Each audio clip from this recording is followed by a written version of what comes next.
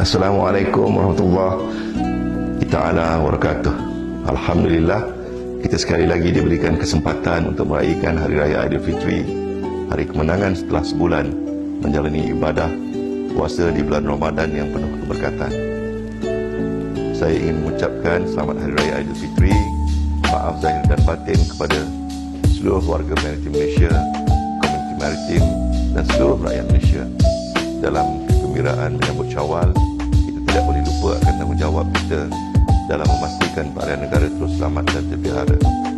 Operasi khas Pagar Laut yang telah kita laksanakan berjaya membenteras pencerobohan bot nelayan asing, penyeludupan dan aktiviti pilihan lintas padan.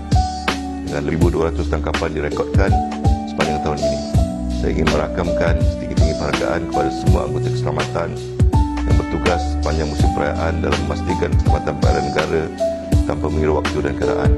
Pengorbanan anda amat saya hargai. Bagi mereka yang pulang ke kampung halaman, utamakan keselamatan di jalan raya dan di laut. Kepada komuniti maritim, pastikan kelengkapan keselamatan digunakan dan sentiasa peka kepada keadaan cuaca. Sebelum saya akhiri, izinkan saya menyampaikan serangkap pantun. Laut membiru, ombak beralun, perahu nelayan pulang ke desa.